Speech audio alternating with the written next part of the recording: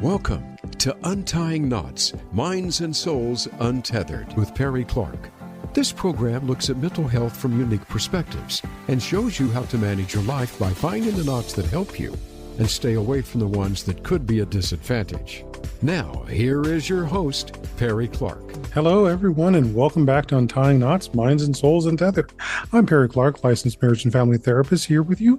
And I want to remind everyone, as always, that especially even though it's the summer, that we still have stuff that we want to work on for our mental health. And I do recommend finding a mental health professional in your area. That may also mean going online to be able to find them to take care of your unique mental health issues. So today's podcast is with our guest whose work I have listened to. As when I started my practice, I was looking at one of the biggest issues that as any business owner has, which is how do we manage the money of our practice? And so one of the things that had popped up, and I forget exactly who had suggested it, but it was a book by Mike Michalowicz called Profit First. And so I listened to that and established the principles from there into how I was managing the money for my practice, which I still do to today. And as it goes on, they have produced several other Profit First books, one of which was the Profit First book for therapists, which I've listened to. And there was another one that came out before that, which was Profit First for Minority Business Enterprise, or MBEs. And today we're going to be talking with the author and the voice, if you listen to the audio version of it here today, and that is Susanne Mariga.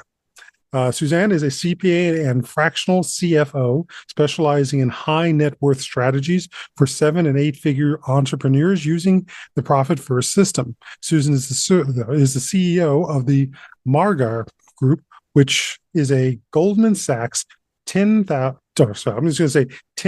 small business, the 2021 Profit First Professional Firm of the Year, and recipient of the 2011 Houston Minority Supplier Development E10 Award.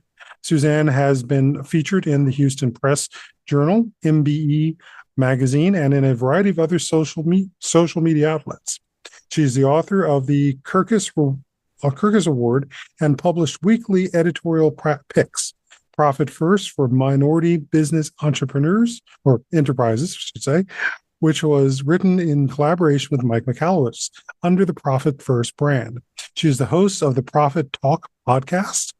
And before founding her own business firm, Susanne worked at Arthur Andersen LLP, as well as one of the big four firms, KPMG.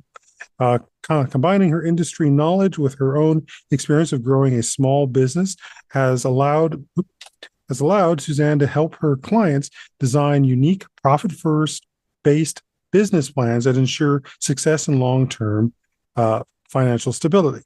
As a certified Profit First professional, or PFP, at the master's level, she is passionate about helping entrepreneurs maximize their values, grow their business, and save dollars through sound tax strategies. So welcome to Untying Knots, Minds and Souls Untethered, a place where your work is keeping this podcast and this business going. Well, thank you, Perry, for having me. And I'm always excited to meet someone that has read the book. Yep. It's always an even better conversation. So I'm super excited to be here today. Thhank you, and welcome for being here. I mean, it's been a little bit since I got a refresher on it, but definitely it's one that I've listened to all those three versions, just listening to see if there's anything different I missed in reading the first one with by Mike. So, and being able to target it more into those areas. Oh yeah, definitely. Each book targets its own audience a little bit differently. Exactly. So trying to figure out where those points where it's like, okay, this brings it in. But fundamentally, especially for this podcast, because my biggest focus here is not just mental health, but other BIPOC or global majority people, is that standpoint that we're minority businesses. And again, the history that we have in our country has not always been favorable towards us, or let alone the education to get that. So I'm curious, how did you get here in all of this? So, I grew up in accounting, is what I tell people. I was fortunate that my dad was a CPA when I was growing up. And I always tell people he balanced me on one lap and he balanced balance sheets on the other side. Mhm. And so this was part of my normal every day. And when I was 14, he actually hired me to be his bookkeeper for Hmm. his accounting firm. So I got to like see what people were paying themselves. I got to see what they were buying to run their companies. And it was interesting because when I went to college, everybody was learning how to do this stuff and learning how to understand the numbers and put together these financial statements. And as Malcolm Gladwell says, it takes about 10 years to become an expert. And by the time we graduated, I was already an expert just when they were trying to like figure out, okay, how do I use this in the practical sense in this Mhm. world? And so I went to Anderson right after graduation in Chicago. And when I had my daughter, I started my own firm. And I remember, and I started my own firm because, we were wanting that freedom. I wanted to be able to see her grow up. And I remember like my first client when he came to me, he came to me with a shoebox. I'm telling Mhm. you, like accountants, we see the good and the bad and the ugly. And this client came to me with a shoebox and he told me, he goes, whatever you do, I don't want to pay any taxes. And I remember opening up this shoebox and I said, I got to the bottom of the shoebox and there was a P&L, profit and loss. And I said, well, don't worry, sir, you're not going to pay any taxes because you didn't make any money. Like there was literally negative at the bottom. The expenses exceeded the Mhm. revenue. And, he got earned income credit. He thought that I did a great job. I thought I did a great job as a tax accountant. Mhm. And the next year he comes back and he's like, do that again. And I got to his shoebox, the bottom of the shoebox again, it was negative. It was again expenses exceeding revenue. And I said, don't worry, sir, you're not going to pay any taxes. And again, he thought I did a good job. But by the third year, he comes back and it's just not funny anymore. And No. it's not funny because, I see him not pay himself. I see his employees make more than him. I see that he doesn't own his own car. He's making car payments. He doesn't own his own house. He's renting an apartment. And I'm like, okay, you call me at 11 o'clock at night. You write me emails at midnight or 2 o'clock in the morning. So I know you're working. I know you're working really hard, but when are you going to win with this? When are you going to have something to show for all the work that you're doing? Mhm. And so personally, I am probably like one of the most passionate people about profit first because I realize our tendency as entrepreneurs is to do what we love and super serve and our work is our craft, right? Mhm. And unfortunately, if we're not intentional about profits, we're not intentional about creating the lives that we want and getting the outcomes that we want, those things don't have them happen randomly. They only Mhm. happen when you put certain actions into place. Like you, Perry, you're implementing profit first. That's how we make the things happen that we want. Very much so. And as you're telling the story, what pops to mind for me, especially from the mental health side of this, is okay, this person was clearly some degree of financially literate to know to have all these things, including having the P&L for you at the end of the day for the taxes. But his relationship with the idea of money and self-worth, with that he valued his staff more than he valued himself. And there is something there that the other part of this is not just being financial literate, it's about to be our financial relationship as well, with that shows up here, and starting to understand how that plays into our mental health as too.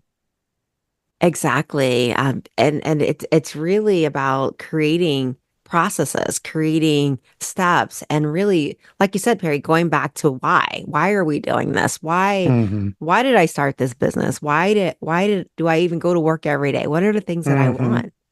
Mm-hmm. And in your case, it was the idea of not just freedom, but to have that time with your family and be able to have that dictation of that time for yourself versus somebody else dictating it for you.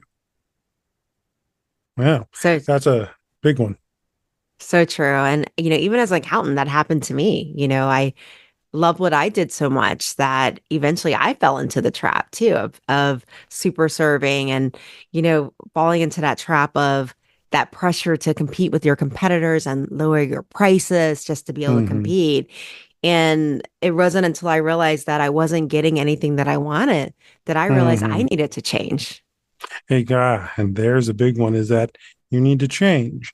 And that aspect of being able to let go and recognize that there's that because of whatever life development's going on, you have to change into something else.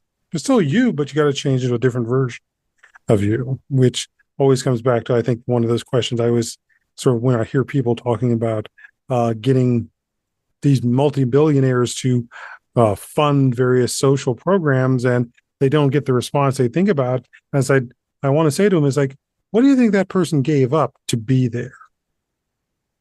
And why do you assume that they're going to empathize with the person who isn't there? It's Exactly. just, yeah. Why does someone owe you something? Mm-hmm.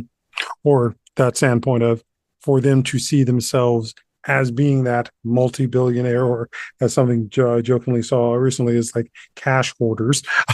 um, why would they still hold empathy for the person who's trying to get up there or who, for whatever circumstances, can't get up?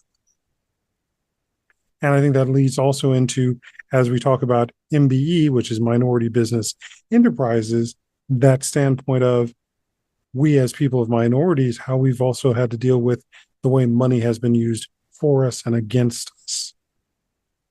And in that influence, and I'm kind of wondering, when you think about that as an MBE, what comes up for you?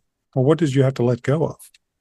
So it's interesting, the whole concept of money and I'm an accountant, so it makes it even more interesting. But I remember in college and sitting in macroeconomics class and I had worked probably the night before. I actually worked about three jobs in college at the same time. I worked in the breakfast line, getting food service for my room and Mm-hmm. board. I worked in a computer lab during the day, helping people like log in and find their documents that they closed down and thought they didn't save. And then at night, I was security guard. So, I mean, a lot of hours. And I Mm-hmm. remember sitting in macroeconomics class and finding out that the dollar itself was no longer backed by gold. Like literally, the dollar says, "In God we trust," because literally it's in God we trust. Mm-hmm.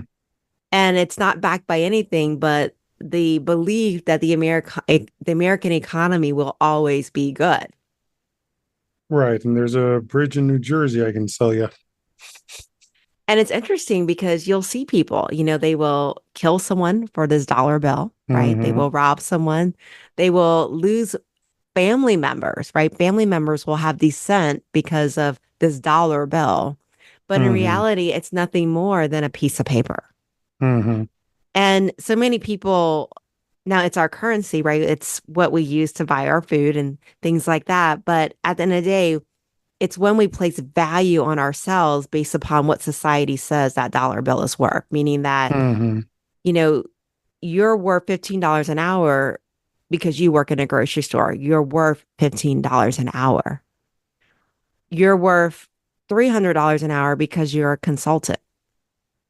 At the end of the day, what makes me more valuable than Mm-hmm. you or less valuable than you? Mm-hmm. A piece of paper that Mm-hmm. somebody communicated. I get so many pieces of paper because of what I do. Right. I bleed red just like you, Perry. Right. And so, as people, as MBEs, we have to really understand that, first of all, this dollar is just a piece of paper. And so, when we're judging our worth and our value based upon a piece of paper, that really is something to think about. Mm-hmm. Very much so. And so, from that aspect of it, and in seeing that worth, how do we create more wealth in the underserved communities and getting more people to recognize that they're MBEs? So, first of all, it's understanding that the way that going back and after we've kind of destroyed the dollar, the whole notion of the dollar a minute Mm-hmm. ago, we have to go back to building wealth in the country. And first of all, taking a different approach to this dollar, meaning that the dollar doesn't define me. In fact, Mm-hmm. I define how many dollars I'm going to get, how many dollars Mm-hmm. I'm going to charge for waking up today and turning on my computer and helping you. or going to the grocery store in the middle of COVID to help you. I determine how many dollars that you need to pay me to do that. So first of Mm-hmm. all, taking control that we have a bigger power, a larger power over our destiny than what Mm-hmm. society or even at this point, what we've mentally communicated to ourselves. Mm-hmm. And that this dollar is the approach to that dollar is almost like a game, right? Mm-hmm. You don't tell me how much I'm worth. I determine how much it's worth me getting up today to do this job. Mm-hmm. So flipping that script is Yeah, extremely important.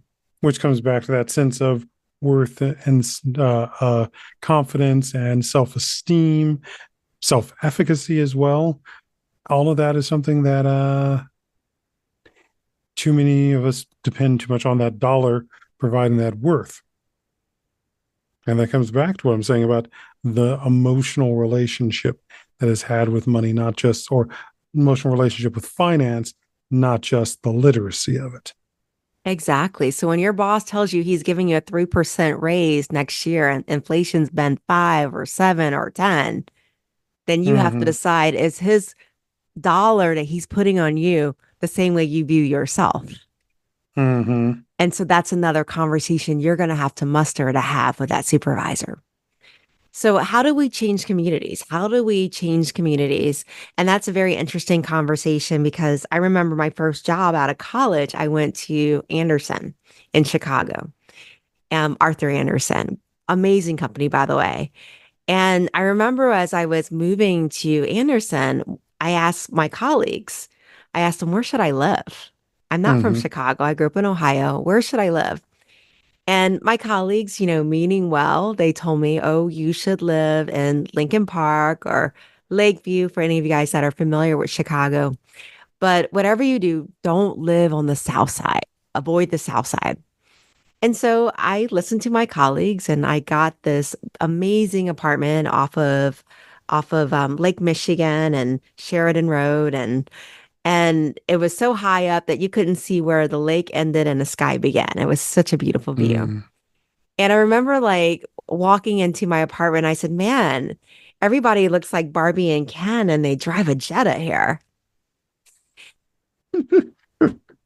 And I remember one Saturday morning, I was just bored and I just moved to Chicago, hadn't met a lot of people. And I walked out. I said, today I am going to take a bus and I'm going to take a random bus. Then I'm going to take another bus when the bus doesn't go anywhere. And I'm just going to see where the good Lord takes me.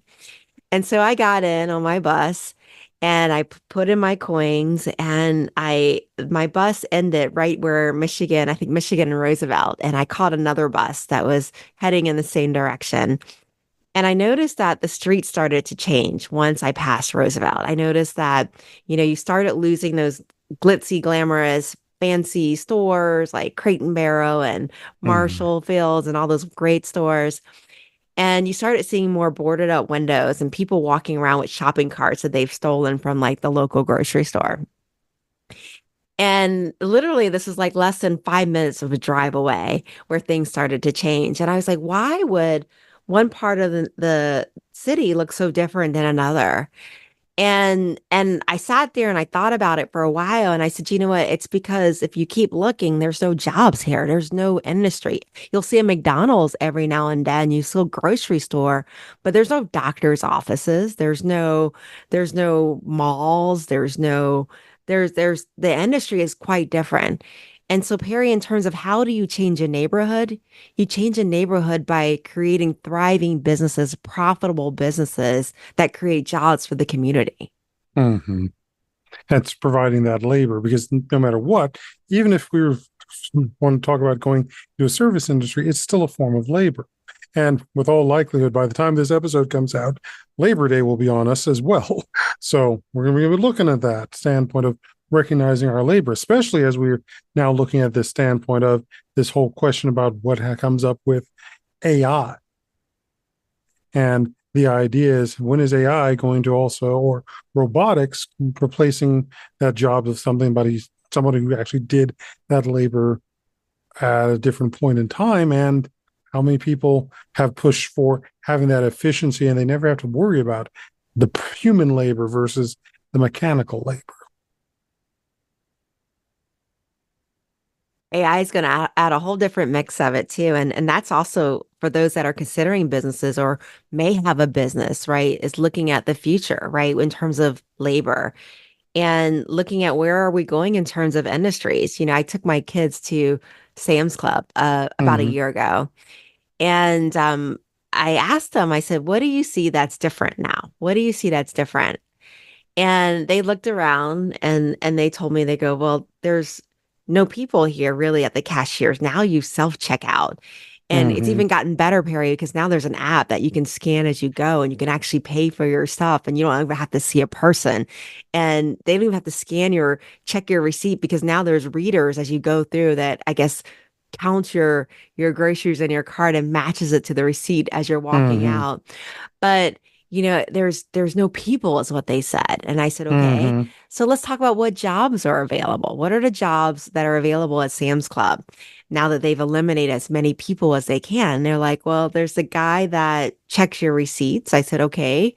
There's the people that put goods up, Restocking. restocking, right? And there are people that if you run into a problem because you don't know how to self-checkout, they come and fix it. I said, okay, so these are the three jobs. Security. Somebody's Hmm. always going to be there to audit you and audit Right. those tax returns. Somebody's got to be the one that's willing to confront bad things happening. The next job that's available is the manual labor of restocking because as wonderful as robots are going to be one day, the reality is somebody's got to give the robot what to do. So that Hmm. job will always be there. And then the next thing that's always going to be there is people that fix problems when automation breaks. And I said, okay, so what are some jobs that you might want to do in the future that fit those three realms? Are you going to be Hmm. a problem solver, part of security, or are you going to be part of the restocking team? Ooh, and there's a lot of people who won't think about that. And I also had to say to think about how much of our older generations aren't able to make that conceptual shift as well and still put forth, in respect to their wisdom, the idea of things that don't fit that change that has come forth, That's why they need to listen to you, Perry. as well as coming in and listening to the profit first system. So, why the message of profits first for minority businesses are so important? I think it's even more important for minority businesses. One, we talked about earlier about cash and how much you place your value on cash. And the reality as minority businesses, yes, we stay minority businesses because of our race and how we were born. Mm-hmm. But the reality, a lot of the programs that have been out there, we're starting to see that they're under attack. We're starting to see affirmative action, like in the college admissions, you can no longer get a scholarship or get admitted Mm-hmm. because of the color of your skin. And and that has a trickle down effect because for many of us, those minority scholarships was how we got the opportunity to go to colleges. It's how we got to get funding to be able to pay for that because our parents couldn't pay for that. And so it's important that as minorities, as people of color, we have to face the facts that we are going to have to make our own way in this world. Mm-hmm.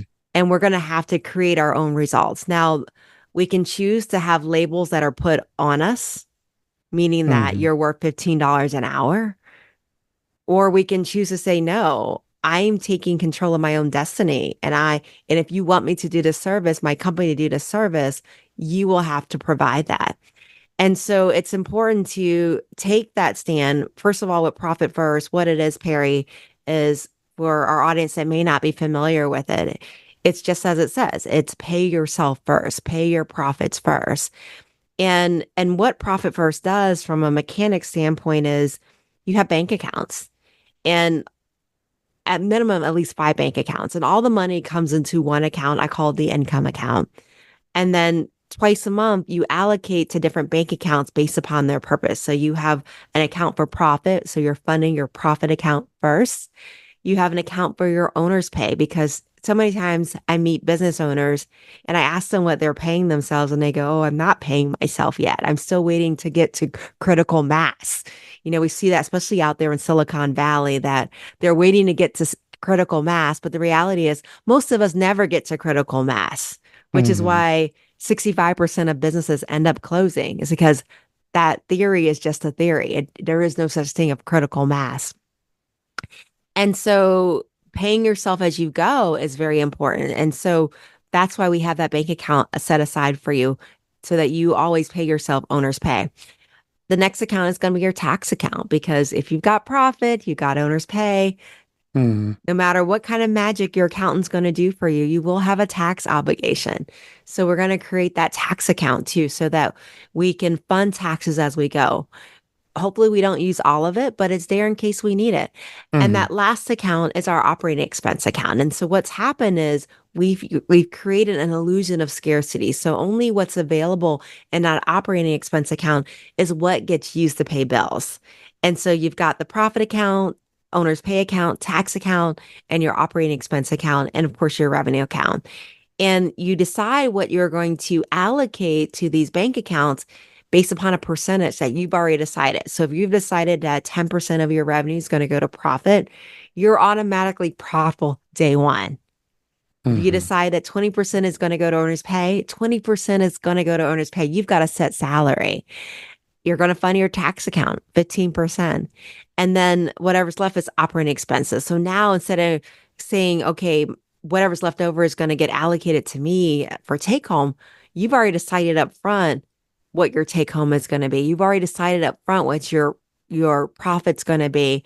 And so literally what's left over, that's where you have to make decisions such as, do I get that big office space downtown in LA? Do I purchase that brand new computer because Mac has just launched a brand new computer, or get that new iPhone? Or do I hire that expensive executive assistant, right? And so you make decisions based upon the availability of that money. So that's how Profit First works, first of all. And so again, for minority businesses, it's about taking control of our destiny. It's about building wealth for our communities, but not just our communities, for our families, for our children, so they can be able to afford college one day. And so that's why it's so important for minority-owned businesses that we are profitable. And just because we're used in business doesn't mean it also can't be useful in our personal lives too. Even to a certain degree, I manage also my personal funds along that same lines. I don't have as many count lines as I do for the business, because there is a line specifically for this podcast and paying for it that comes out of my breakdown into my distribution of funds. But it also works there too in our personal lives. Exactly. Like I have clients, they fund their savings accounts. So they have their 401k that they're funding through their paychecks, but then they have money that's going to Fidelity or Merrill Lynch where they're building up a nest egg for their retirement. So if they decided to fire themselves from their jobs, they have money that they can retire on early if they need to. And especially for those of us who work in the mental health field, the idea of the retirement or even some sort of 401k is one of those which I would say is led to why some people will go for a prevalence of working for, say, the county, which is not necessarily a bad thing, but their preference for the idea of working for somebody else versus themselves, which does mean looking at where their money relationship comes into play. Because many people can manage this. They just have to start understanding how to manage it. And especially because I consider myself basically a triple minority business owner, between being African American, being an LGBT, as well as being neurodiverse. There are certain ways that I have to manage the money that makes sense for me. I have to have separate accounts to see the numbers. I can't just see them as one conglomerate number and then divide them up that way. They have to be in separate ones for me to see them and understand it. So it's finding also that way it works for you for your success. Exactly. And you can alter Profit First. If you have, operating expenses, maybe there are commitments even in that account. For example, you may have subscriptions or memberships that are really important to you. There may be charity work that's extremely important to you. And so you can create sub OPEX accounts where you're funding those donations that are going to happen later on during the year, or those memberships that you're going to be paying for later on in that year. Precisely. And, I think that's a great place for us to take a break. So stay tuned here on Untying Knots, Minds and Souls Untethered. I'm Perry Clark, licensed marriage and family therapist, here with Susanne Margar. I seem to always screw up a name somewhere in the episode. Mariga. Mariga. Okay.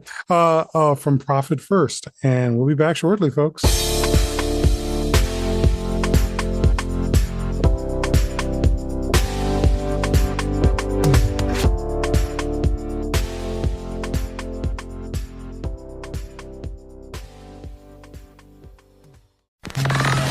Enjoying our shows and can't get enough of us? Follow us on Instagram at Voice America Talk Radio and see what we're cooking up for you.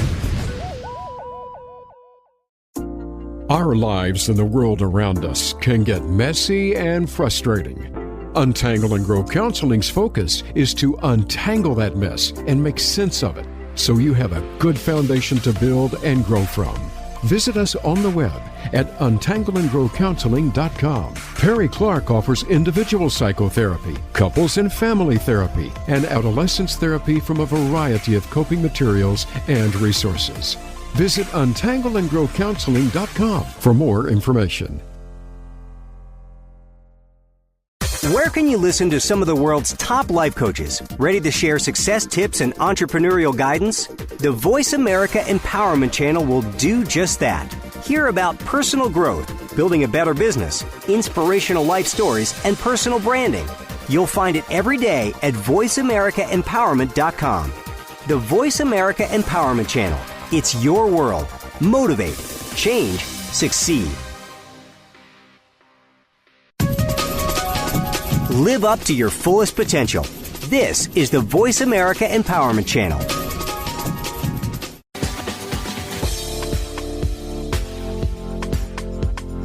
You are listening to Untying Knots, Minds and Souls Untethered. If you have a question or comment about our podcast, send an email to pclark@untyingknotspodcast.com. That's pclark@untyingknotspodcast.com.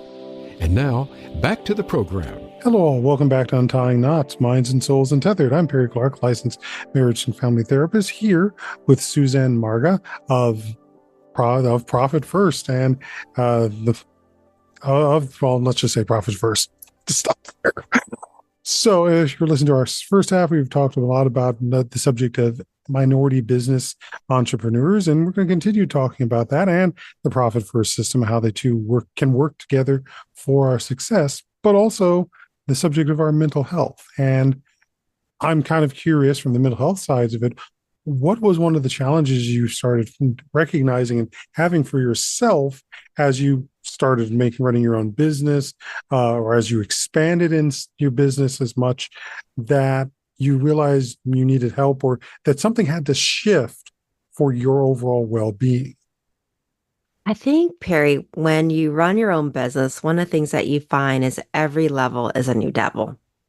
So every level of your business will have a new challenge, and it will be a new challenge that you have never faced before, whether it be at the job that you held previously or even in the business. Every level is a new devil. For example, when you're starting off, you're the sole proprietor. Right? You're the only one. You're the one that makes all the sales. You see all the clients. You clean the bathrooms in some cases. You do the fulfillment. You do everything. And then you get to a point that you need to hire somebody. And, luckily Profit First builds that in. They build that in with their percentages, meaning that your percentages change with different revenue categories because you do need to add more help as your revenue is growing. And so the percentages shift more towards, you get a little bit more OpEx to cover that person's salary with each of the levels. But managing people, if you have not done that in a corporate job, that might be a new thing for you. And, especially once you are over the million, you can't do everything yourself. And so really it's about, and the people that worked with you previously aren't able to necessarily make those type of executive decisions that have to be made. And you start to have to bring in managers, people movers. And so now you've got people movers or managers that's influencing your culture of your company. And that culture can change, right? Because they have so much influence on that culture. And so finding people that are aligned to your values are very important. But I think that the biggest challenge as you grow in business is really confronting, I'm gonna call it confronting the demons that you have within yourself. I think Hmm. a lot of us as for if there are a lot of women that are maybe out there, I think we're kind of molded to people please in many Hmm. situations.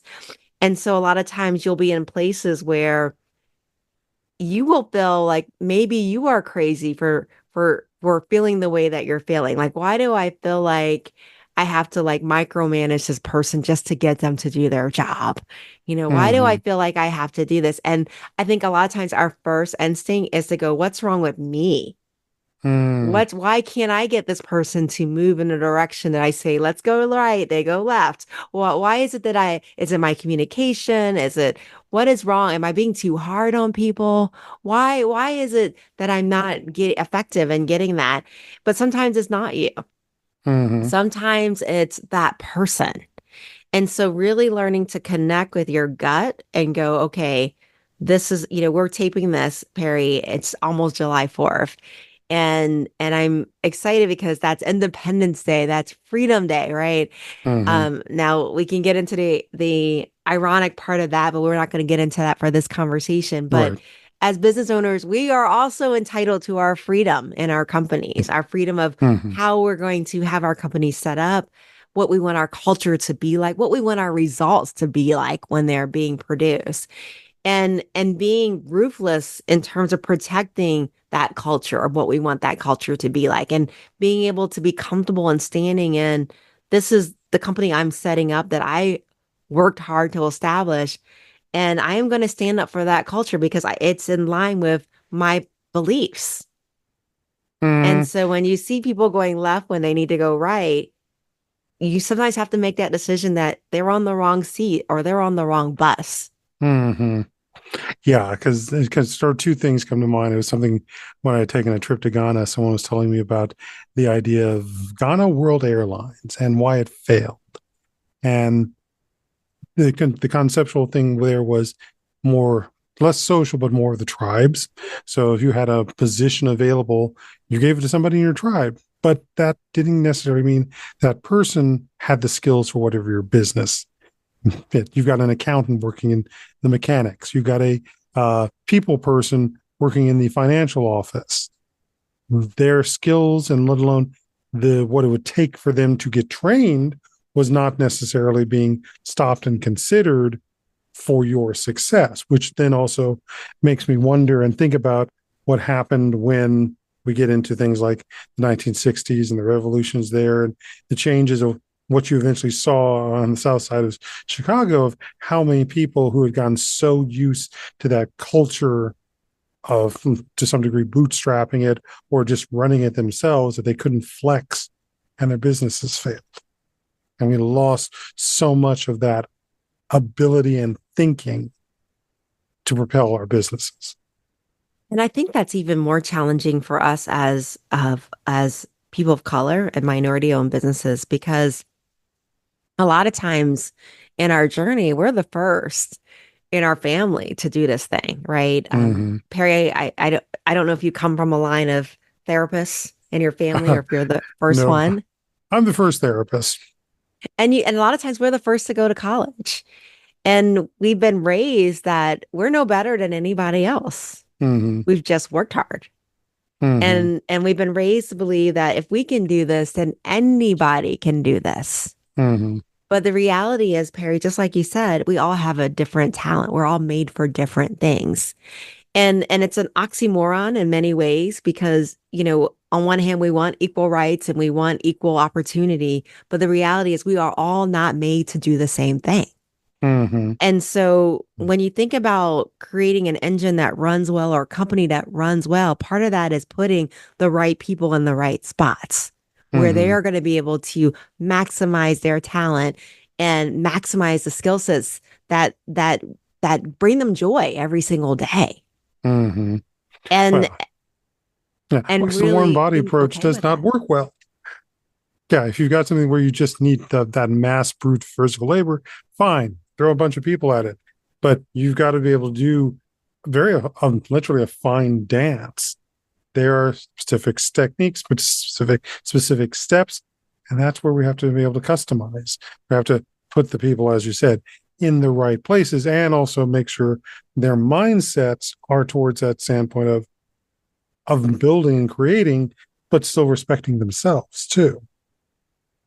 And you have to get over that guilt that you can't help everyone in your company.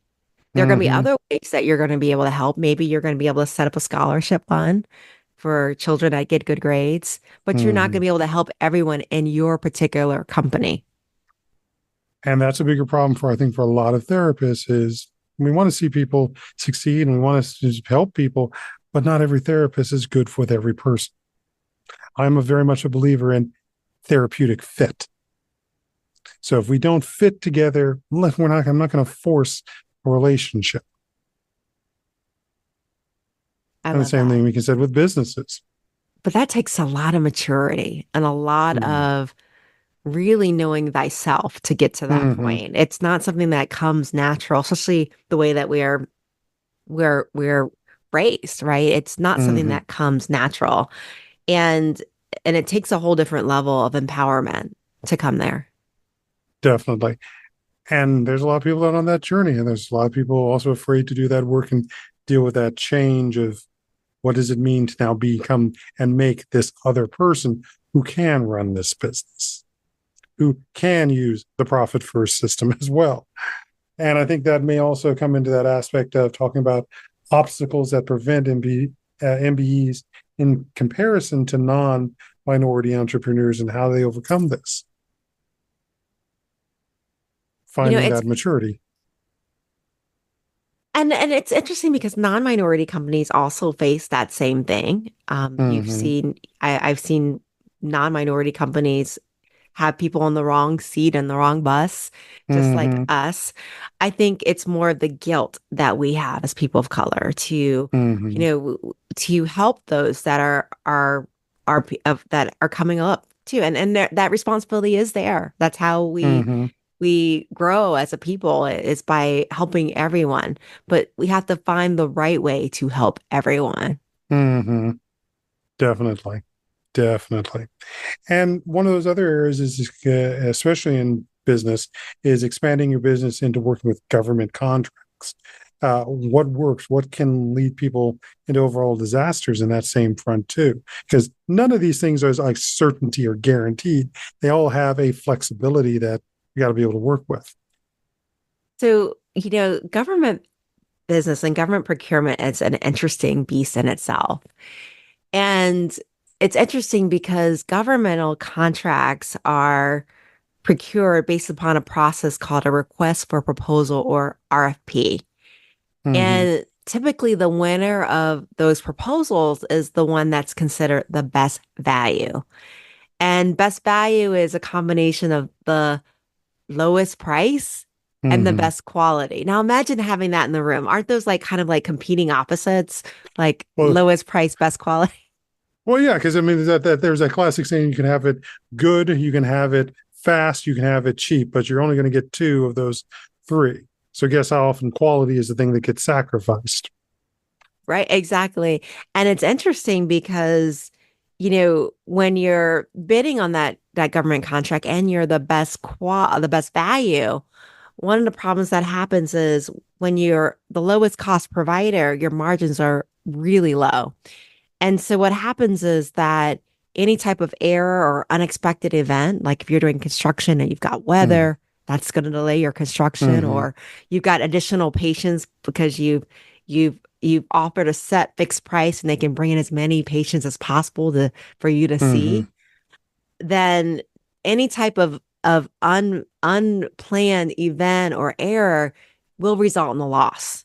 And so when you're bidding based upon price, the winner of that is technically free. And who really wins when it's free? And so when you're looking at government contracts, one of the best ways to win those contracts, or the best contracts that's a win-win, it's going to be the one that's sole source. And when I say sole source, what I mean is the contracts that are going to be the hardest to get are when you think about janitorial, super competitive cleaners. When I think of sole source, meaning that only you can do that job. Maybe you have a specialty in a certain type of software. Maybe you've created a brand new method that nobody else is using that has achieved incredible results. But it's got to be something that distinguishes you from anybody else. And that's what you want to find. And that's what you want to hone into. And that's what you want to sell.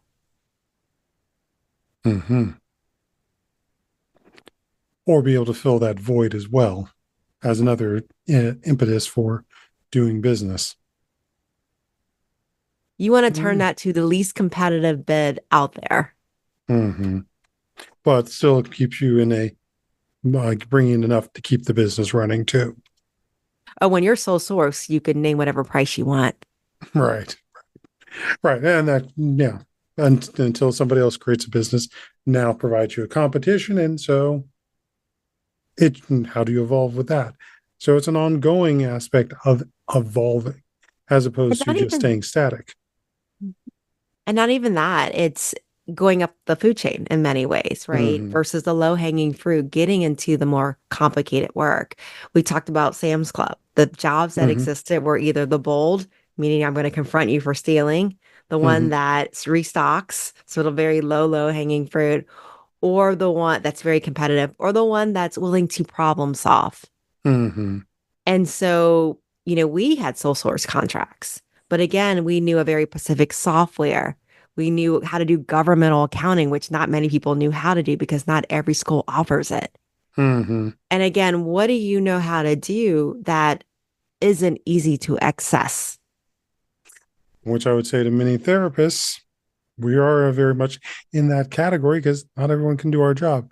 Not everyone has the mental resolve and capacity to do that. But we got to also know where those limits are. And I can't think of a field now that isn't in demand as much as therapy, especially since COVID, right? I think none of us got out of COVID without any type of mental harm done. So, I mean, everybody's afraid of a coughing 2-year-old. That is true. And we've also seen those who are, especially on my side of things, trying to take advantage of it, but in its own way, kind of cheapening it too. And that's not a good thing for long-term mental well-being. Because mental health really should not be a Band-Aid approach. Definitely. I also think that collaboration is also a key too, meaning that, Perry, your specialty is, with family therapy, it's, and if you need someone that does something else, right, it's finding someone else that has a expertise outside of yours. And we can't meet this need alone, right? Maybe I don't have the specialty to meet this need alone. But if I partner with you and I partner with you and we bring different skill sets, then suddenly we're able to create a company or a joint venture that can compete at an entirely different level. Very much so. And that's another of those areas where I think we had a lot of people who couldn't do that partnering to save many of the minority businesses that we lost in the last century, let alone the ones that can be created now for the rest of this century into the next. Oh, yeah. So it's going higher on the food chain, getting more into the problem solving and the complications. And with that, I'm going to ask this last question, and then we're going to call it good. What do you think are the top strategies that, for some that you're seeing with the 7 and 8 figures, that we need to keep in mind as we may be dealing with? Right now, we're at 4, 5, and 6, as opposed to jump straight to 7 and 8. But no, we're 4, 5, and 6. We got to work here, and we work our way up to 7 and 8. So in terms of what are 7, 8-figure companies doing differently? There's a couple of things that they're doing differently. One is they're getting that collaboration piece down. They're realizing this is my zone of genius. This is what I do well, but this is where I need to go. And these are the partners I need to have on my bus. So if it's a government contract, then it's partnering with other firms that bringing a different expertise. If it's growing internally, realizing I can't do this alone. I'm a great CEO, but there's something that I'm missing. Maybe it's time for me to bring in a CMO, a chief marketing officer, a fractional CMO, or a fractional CFO that can help me understand my numbers and help me determine where I need to go from a numerical standpoint. So it's getting that help that I need in order to accomplish my mission, whether that's growing internally or bringing in partners for different contracts. It's also realizing that I outgrow the level of help that I need, meaning Mm-hmm. that, if I want to get someplace faster and I don't have that skill set, asking my peers isn't going to get me there. But bring in somebody that has an expertise that has gone through it, like a Perry that has built a firm, Mm-hmm. then if I bring you in as a mentor, and yes, I might have to pay you to be my coach, Mm-hmm. I'm going to get there faster. Right. Which is fundamentally the aspect of you have to ask for help. It is. Can't do it all yourself. Ask for help. And at this point, also make sure you're asking for help that's within your level, as opposed to trying to jump for the high place, which even comes back to what we were saying earlier about that sense of perfectionism. It's not real. But the person you ask help from is real. But you also got to ask the right help and from the right persons. Right. The other thing I would say that they're doing too is they hone it, they have their numbers honed in, meaning that, especially in this economy where things are shifting very fast, right? We're going through an election year. What worked in 2020, like if you spent a lot of money on Facebook ads, if you're spending that same money and targeting the same way, it may not be working out for you right now, right? Right. Because Facebook, the iPhone, iOS is at 15, it can no longer target. And so how do you find that fast? How do you detect those changes fast? Is by knowing your numbers, having KPI reports that are saying, okay, my acquisition cost per client is going up.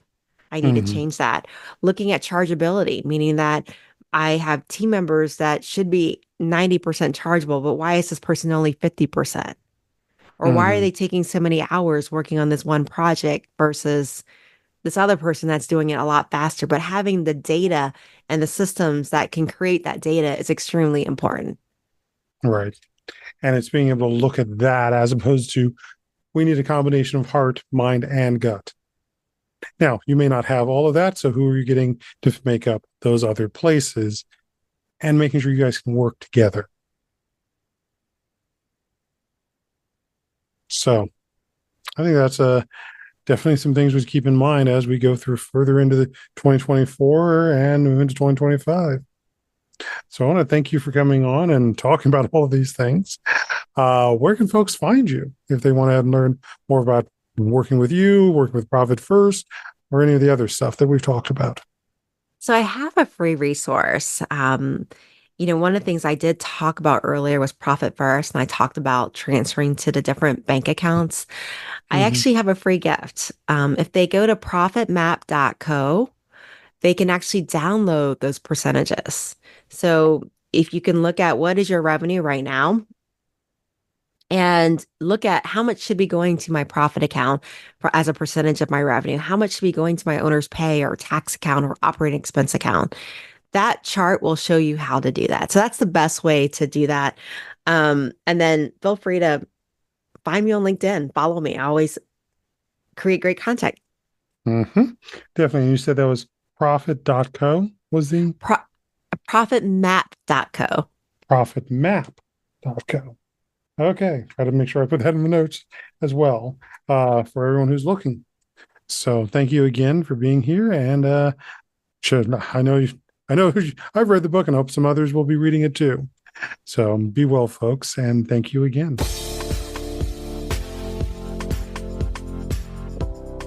Thank you for tuning in for Untying Knots, Minds and Souls Untethered. Be sure to join your host, Perry Clark, for another episode on the podcast coming soon on the Voice America Empowerment Channel.